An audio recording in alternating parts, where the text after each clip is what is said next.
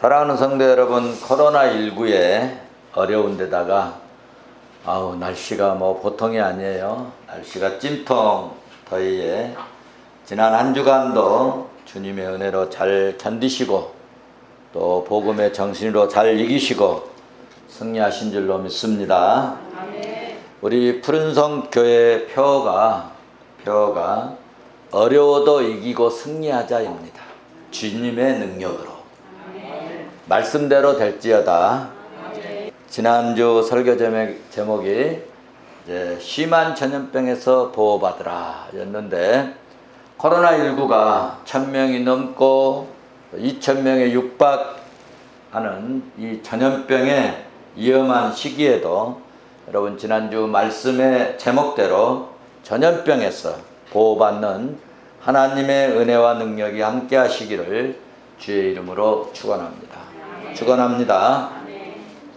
오늘 예배하는 저와 여러분에게 하나님의 보호하심과 공급하신 하나님의 이 축복이 더 뜨겁고 강하게 임하시기를 믿으시면 아멘 합시다. 오늘 본문을 통해서 은혜 받을 말씀의 제목은 성육신하신 예수 그리스도를 믿으라입니다. 한번 받아서 하십시다. 성육신하신 예수 그리스도를 믿으라. 여러분, 하나님은 아담의 범죄로 말미암아서 삶의 거소인 이 땅, 땅을 저주하셨어요. 땅을 저주하심으로 저주와 이 죄와 저주 아래 있는 세상이 되게 하시고, 그리고 이제 본래 창조된 이 질서가 다 깨지고 저주된 세상, 저주된 땅. 그래서 하나님은 거기에 이제 맞는 저주된 땅, 저주된 세상에 맞는 질서가 되도록 하셨습니다. 그래서 아담이 영생할 수 있는 그런 축복을 가지고 태어났는데, 이제는 아담이 영생에 이를 수 있는 세상이 아니라 수고와 고통, 그리고 삶의 내용이 이마에 땀을 흘려야 이제 먹고 살고 마침내는 사망에 이르게 하는 세상이 되게 하셨어요. 그러니까 성도 여러분, 아담과 하와가 저주받음으로 말미암아서 이 처음 창조 법칙과는 완전히 다른 법칙들이 적용되도록 하나님이 하셨다는 것입니다. 그래서 자연 질서, 생체계, 또 이 인간 사회가 다 죄와 이 저주 아래 합당한 그런 세상이 되게 하신 것입니다. 오늘 그래서 이 땅의 것들은 다 아무리 좋은 것들도, 이렇게 좋은 꽃들도 다 퇴화가 되고, 나무도 퇴화가 되고, 사람도 퇴화가 되고, 그래서 사람들은 여러분 늙고 병들고 죽고 이런 것도 아담의 범죄로 인한 저주에 따른 하나님의 심판의 새로운 창조 법칙에 의하여 이런 질병도 발병하게 되었다는 것입니다. 이렇게 멸망의 터널로 가고 있는 이런 상황에서, 저주의 터널로 가고 사망의 터널로 가는 이런 상황에서 하나님은 인간의 구원을 위해 무엇인가 행해야 하셨는데, 그 하나님의 행동을 언약의 형태로 설명해서 성경에서 보여주고 있는 것입니다. 인간을 구원하는 언약의 내용이 뭐냐 할 때 바로 예수 그리스도를 지적하는 것입니다. 성경은 그러므로 구원의 말씀이고, 성경이 뭐라고요? 구원의 말씀이고, 성경의 이 중심의 주제는 예수 그리스도이십니다. 그래서 우리는 예수님을 알아야 되고 예수님을 상고해야 되고 예수님을 믿어야 되는 것입니다.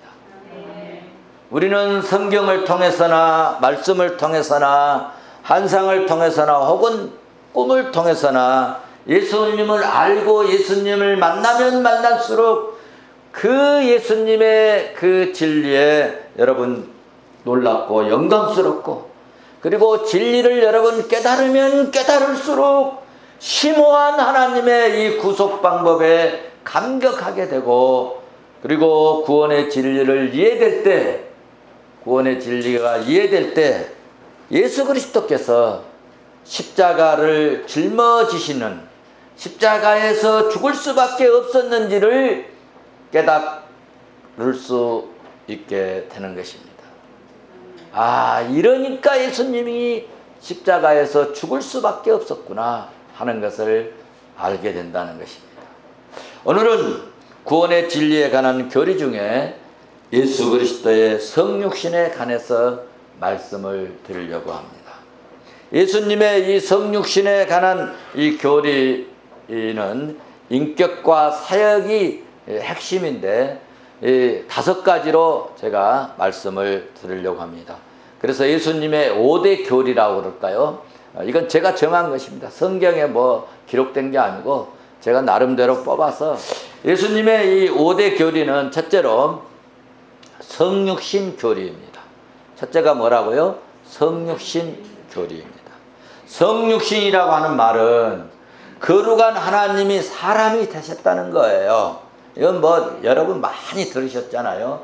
그런데 오늘 들으시면 또 다른 여러분 이 진리, 성육신에 대해서 내가 우리가 거닫기로만 예수님은 그냥 하나님이신데 사람으로 오셨대, 뭐 이 정도로만 알아서는 이 깊이와 진리, 이 맛, 이 깨소금 같은 이런 것을 느끼지 못한다는 것입니다. 그래서 첫 번째 이 교리는 성육신 교리인데, 성육신이라고 하는 말은 거룩하신 하나님이 사람이 되셨다는 거예요. 신이시고 하나님이신 예수님께서 누구를 통해서? 통정녀 마리아를 통해서 탄생하신 아기 예수가 이 신성과 인성이 한 분 안에, 이 한 몸 안에 어떻게 그 조화를 이루고 어떻게 존재하는지에 대해서 이 신비스러운 교리를 살펴보고 하나님의 은혜와 사랑을 더욱 여러분 느낄 수 있기를 주의 이름으로 축원합니다.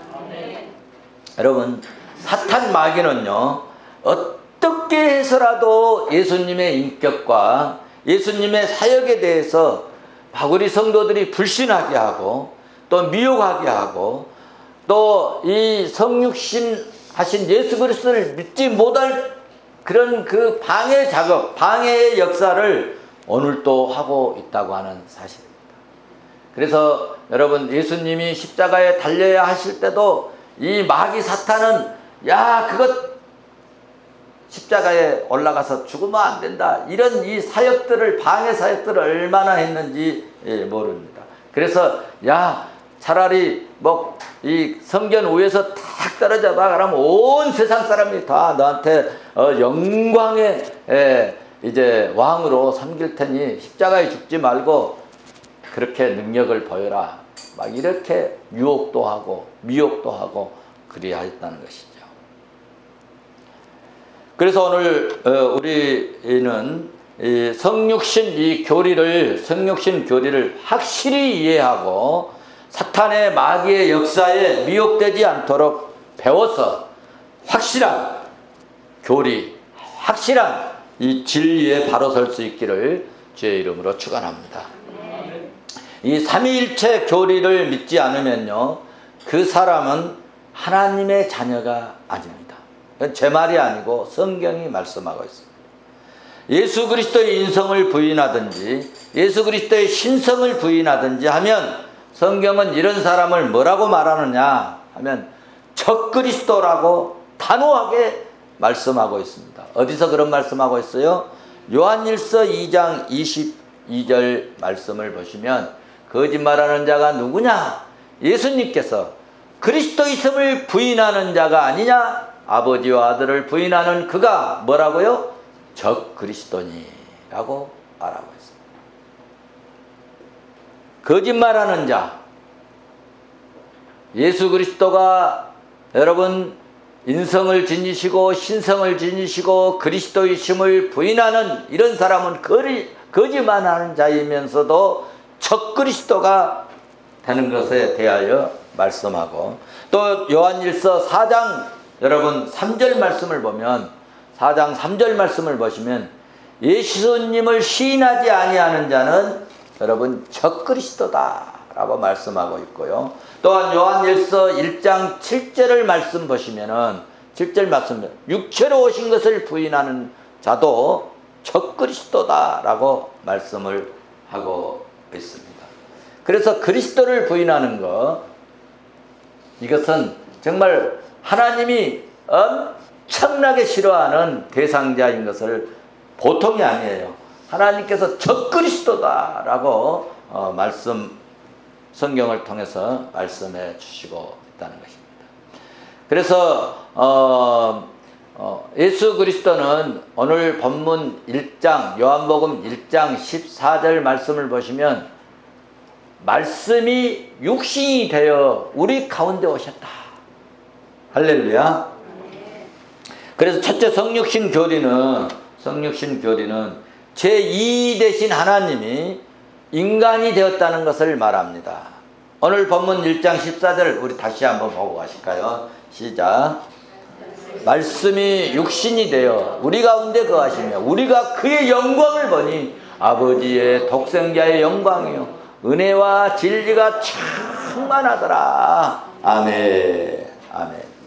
말씀이 육신이 되어 14절에서 말씀이 육신이 되어, 이게 말씀이 육신이 됐다고 하는 이 말씀은 여러분 단순히 하나님이 인간이 되었다는 것이 아니라 제2의 하나님이신 이 예수님이 인간이 되신 것을 의미하는 말씀입니다. 그러니까 오늘 본문 1장 14절의 말씀은 단순히 하나님이 육신이 되셨다는 것이 아니라 제2 되신 예수님이 인간이 되셨다. 인간이 되셨다는 말씀입니다. 두 번째 성육신 교리는 삼위일체의 제2의 하나님이 실제로 인간이 돼서 오셨다. 실제로 인간이 되셨다는 것입니다. 초기 기독교에서 이 문제에 오류에 많이 빠져서 이단이 된 사람들이 참 많았습니다. 왜 그러냐면은 초대 기독교 교인들이 이 가연설에 많이 빠졌다는 것입니다. 예수님이 진짜로 사람이 되셔서 오신 것이 아니고 이런 도깨비 같은 현상으로 나타난 것이다 라고 했다는 것입니다.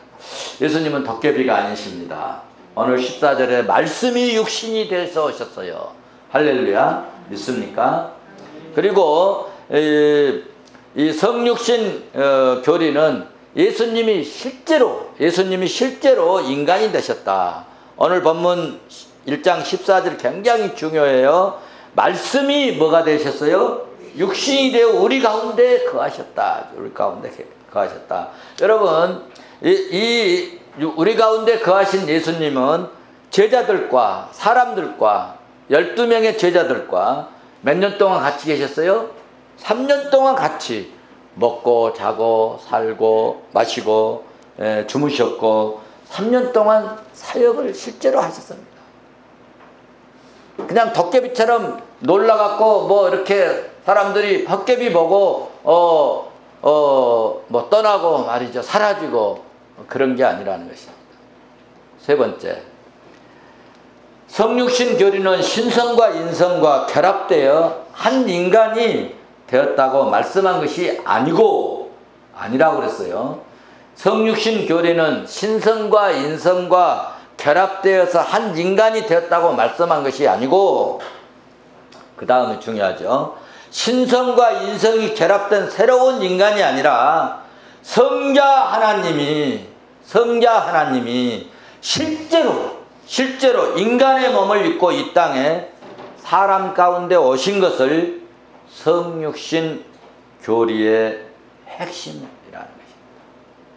네 번째로, 천사들이 인간의 모양이나 인간의 모습으로 나타나는 것이 아니라 구약의 그 예수님이, 구약에는 아직 안 오셨잖아요. 예수님이 구약의 그 예수님, 구약의 그 하나님이, 구약의 제2의 신이신 예수님이 신약에 실제로 인간의 모습을 가지고 오셨다는 것입니다. 이것을 신현이라고 하는 것입니다. 기록 당시에 예수님이 이 몸의 모양은 모두 이렇게 한영이었다고 주장하는 이들이 있었는데, 이것을 논박하기 위해서 오늘 요한 1서, 2서, 3서를 기록한 중요한 이유가 되었습니다. 그래서 오늘 본문 14절에서 말씀이 육신이 되어, 여기 그 말씀이 육신이 되어서 라고 하는 이 말씀 속에 헬란말로 사록스, 이 육체만을 의미하지 않고 인간의 몸과 인간의 마음과 인간의 영혼까지 다 포함한 인격체를 의미하는 말씀입니다. 믿습니까?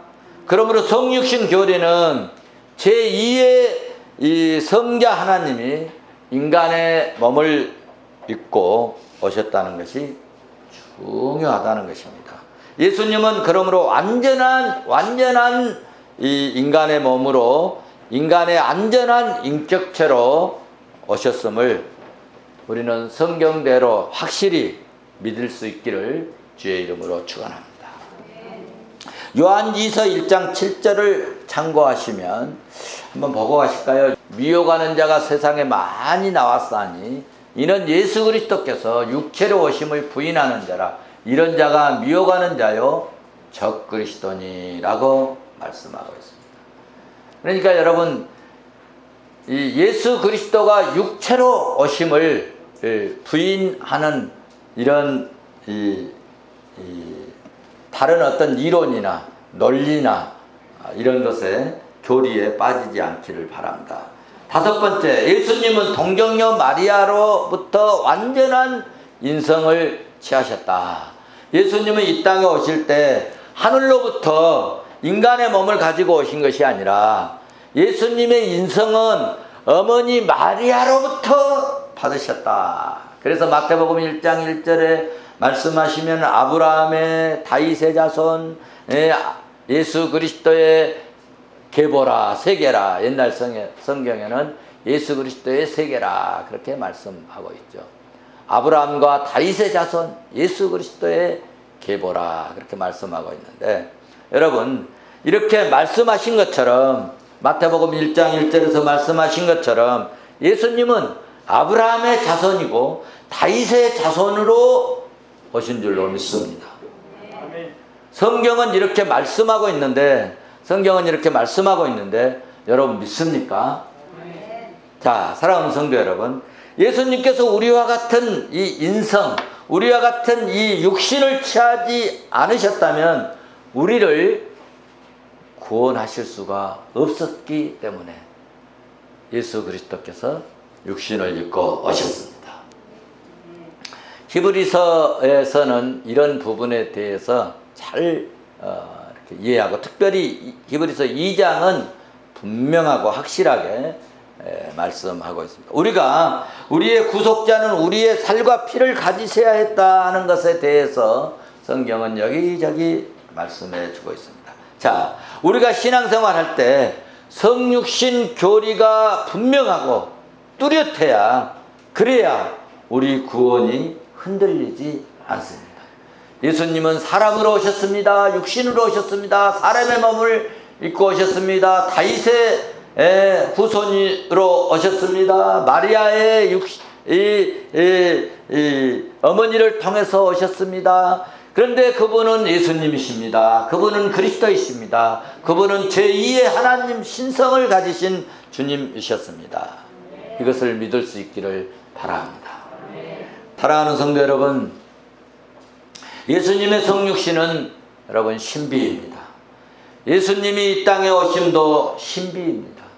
예수님의 승천도 여러분 정말 신비입니다. 한 가지, 예수님은 세상의 모든 사람과 다른 방법으로 이 세상에 오셨습니다. 모든 인간은 다 남자를 통해서 왔습니다. 그런데 예수님은 여자의 몸으로, 창세기 3장 15절에서 말씀했잖아요. 여자의 후손으로 온다. 그래서 창세기 3장을 이해하지 못하면 예수 그리스도가 어떻게 오셨는가에 대해서 이해가 잘 안 갈 수가 있어요. 이미 창세기에서 말씀하신 대로 여러분 마태복음 1장에서 예수 그리스도는 여러분 남자를 통하지 않고 마리아, 동정녀 마리아를 통해서 오신 줄로 믿습니다.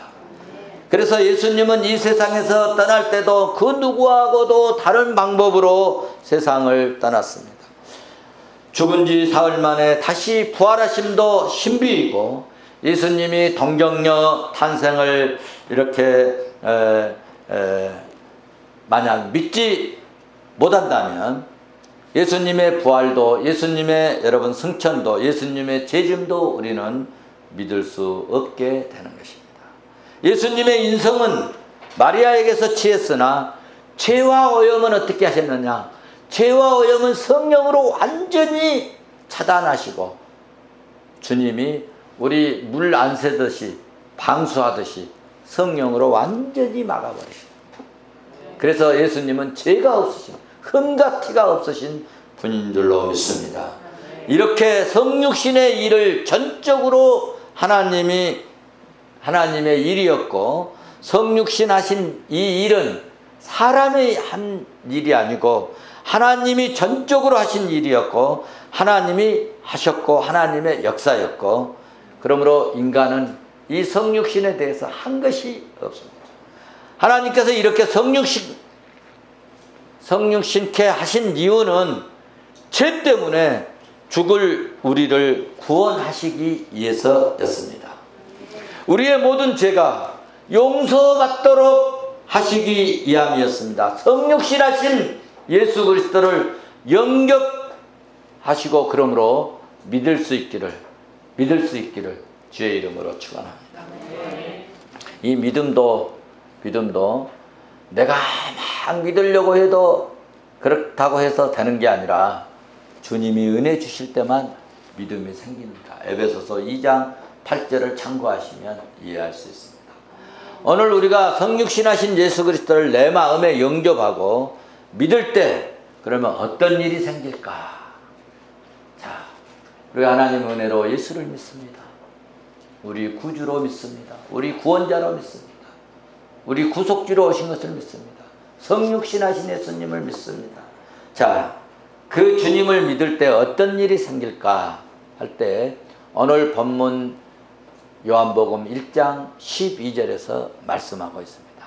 같이 보십니다. 시작. 영접하는 자 곧 그 이름을 믿는 자들에게는 하나님의 자녀가 되는 권세를 주셨으니, 다시 한번, 영접하는 자 그 이름을 믿는 자들에게는 하나님의 자녀가 되는 권세를 주셨으니. 아멘. 얼마나 이 말씀이 은혜스러운지 모릅니다.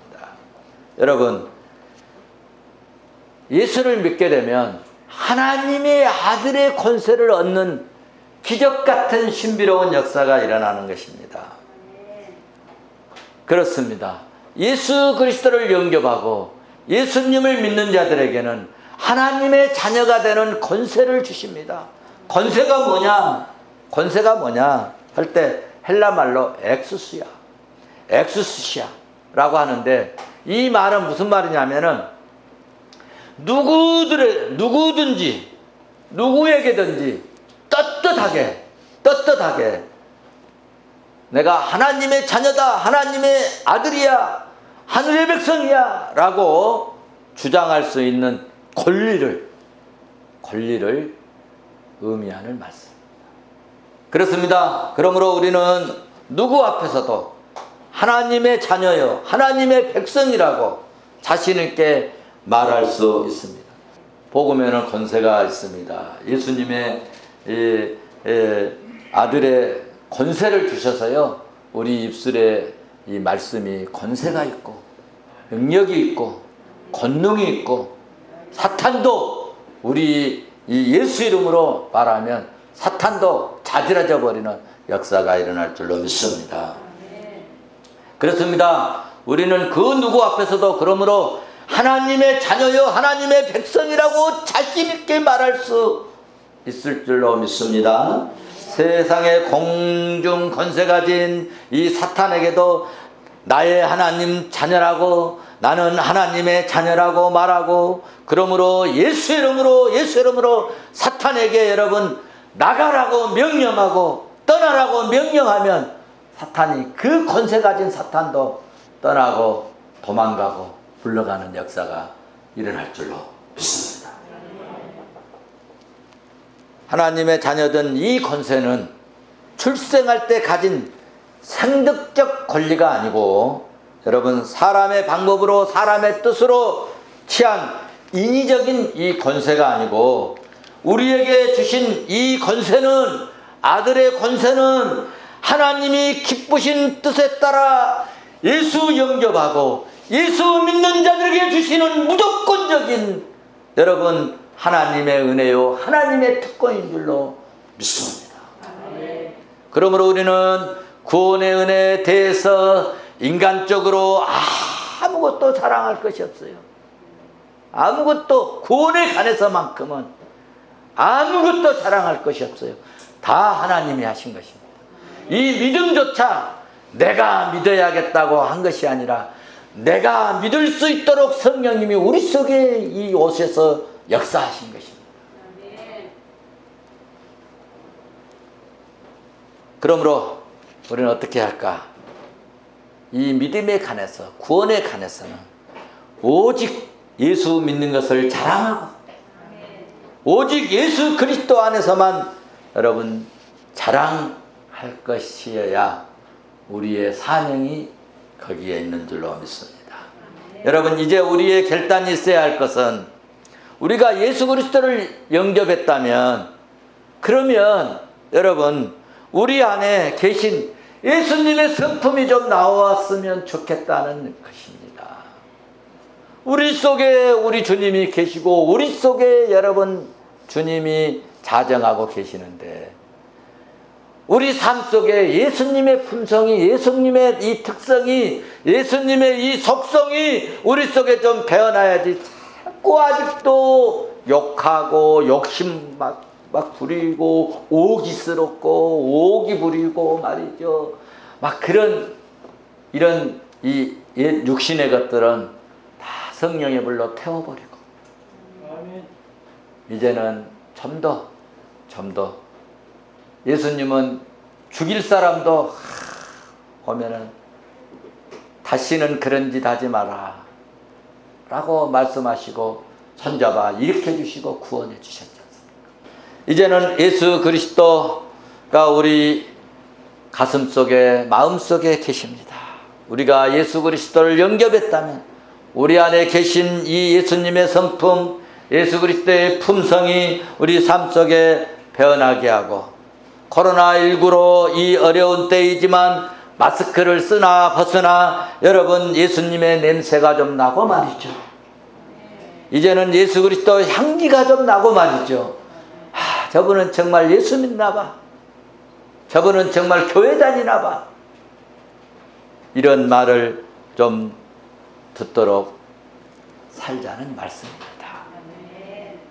이제 여러분 오늘 또 나가시면 예수 그리스도의 열매를 맺을 수 있고, 하나님 보시기에 기뻐하신 그런 하나님의 백성이 되셔서 정말 하나님의 이 역사들을 나의 삶, 나의 인생을 통해서 하나 둘 열매를 맺는, 그래서 우리에게 주신 이 권세를 멋지게 사용하는 저와 여러분 되시기를 주의 이름으로 축원합니다. 축원합니다.